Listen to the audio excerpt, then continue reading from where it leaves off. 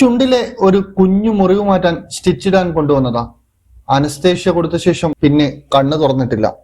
കളിച്ചും ചിരിച്ചും നടന്ന 1.5 വയസ്സുകാരൻ ദേവാൻഷ് മരണത്തിന് കീഴടങ്ങി.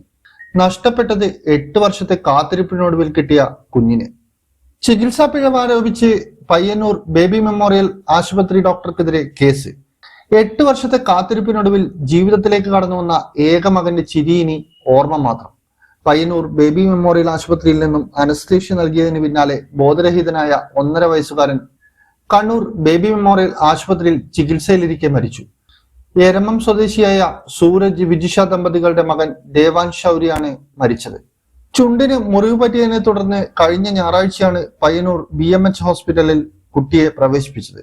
അനസ്തേഷ്യ നൽകിയതോടെ കുട്ടി ബോധരഹിതനാവുകയാണ്. പിന്നാലെ കണ്ണൂർ ബേബി മെമ്മോറിയൽ ആശുപത്രിയിൽ വെന്റിലേറ്ററിൽ ചികിത്സയിൽ കഴിയുകയായിരുന്നു. ഇതിനിടെയാണ് മരണം. പയ്യന്നൂർ ബേബി മെമ്മോറിയൽ ആശുപത്രിയിലെ ചികിത്സാ പിഴവാണ് കുട്ടി ബോധരഹിതനാകാൻ കാരണമെന്ന് ആരോപണം കുടുംബം ഉന്നയിച്ചിരുന്നു. കുടുംബാംഗത്തിന്റെ പരാതിയിൽ പയ്യന്നൂർ ബേബി മെമ്മോറിയൽ ആശുപത്രിയിലെ അനസ്തേഷ്യ ഡോക്ടർ അഞ്ജലി പൊതുവാളിന്റെ പേരിൽ പയ്യന്നൂർ പോലീസ് കേസെടുത്തിരുന്നു. ജൂലൈ 5 രാവിലെയായിരുന്നു എരമം നടുവിലെ കുനി എന്ന സ്ഥലത്ത് താമസിക്കുന്ന 1 വയസ്സും 5 മാസവും പ്രായമുള്ള ദേവാൻഷ് ശൗര്യ വീണ് മുറിവ് പറ്റിയത്.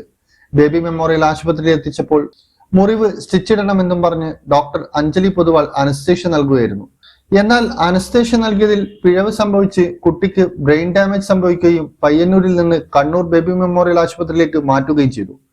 പയ്യന്നൂർ ബേബി മെമ്മോറിയൽ ആശുപത്രിയിൽ അനസ്തേഷ്യ നൽകിയ ഡോക്ടറുടെ അശ്രദ്ധയാണ് കാരണമെന്ന് ചൂണ്ടിക്കാട്ടി കുട്ടിയുടെ ബന്ധു നൽകിയ പരാതിയിലാണ് ഡോക്ടർക്കെതിരെ കേസെടുത്തിരിക്കുന്നത്.